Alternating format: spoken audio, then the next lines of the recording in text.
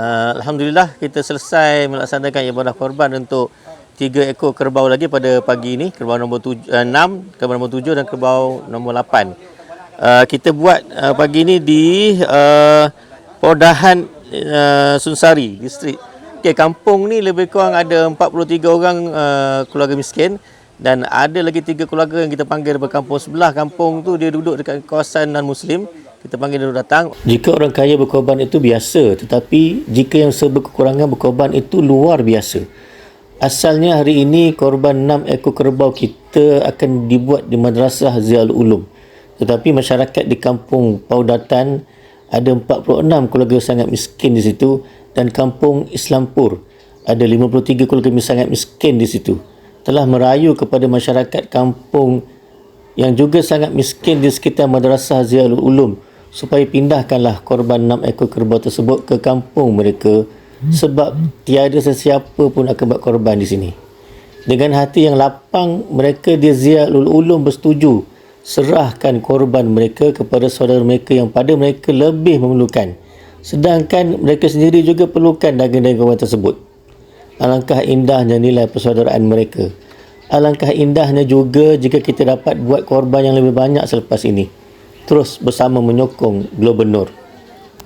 اللهم لا تجعل الدنيا أكبر همنا ولا مبلغ علمنا ولا تسلط علينا بذنوبنا من لا يخافك فينا ولا يرحمنا. اللهم أعز الإسلام والمسلمين. اللهم انصر إخواننا في كل زمان ومكان يا عزيز يا قدير. بار الہ عید الاضحیٰ کے اس موقع سے ملیشیا کے بھائیوں نے جتنا ہمارا تعاون کیا ہے، اے اللہ ان کے تعاون کو، ان کی محنتوں کو، ان کے سعی و جہد کو قبول فرما لے۔ اے اللہ اضحی کو جو قربانی گلوبل نور کی طرف سے پیش کیا گیا ہے، ملیشیا کے رہنے والوں کی طرف سے پیش کیا گیا ہے، گلوبل نور کے ذریعے سے پیش کیا گیا ہے، جس میں ہمارے وقت کے سربراہ جناب خیر الامین صاحب، جناب ہمارے 2 معزز اور مہمان یہاں ان کے ساتھ میں تشریف لائے ہیں۔ اے بار الہ اسماعیل اور نور احمدی ان تمام لوگوں کی محنتوں کو قبول فرما۔ اے اللہ ان تمام لوگوں کو اجر عظیم عطا فرما۔ اے اللہ یہاں کے بھائیوں نے، یہاں کی بہنوں نے اس میں شرکت کی ہے، اے اللہ ان کے بہترین بدلہ دے۔ اے اللہ اس کے ذریعے سے تو نیپال میں نیکی کے کام کی شروعات کی توفیق نصیب فرما۔ اے اللہ ہماری کوششوں اور محنتوں کو قبول فرما۔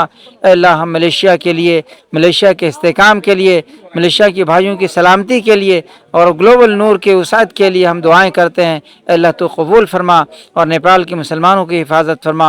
ربنا تقبل منا انک انت السمیع العلیم وتب علینا انک انت التواب الرحیم وصلی اللہ علی نبینا محمد وعلی آلہ وصحبہ اجمعین برحمتک یا ارحم الراحمین۔ Thank you Malaysia. Thank you Malaysia. Thank you Malaysia. Thank you Global Noor. Thank you Global Noor. Thank you Global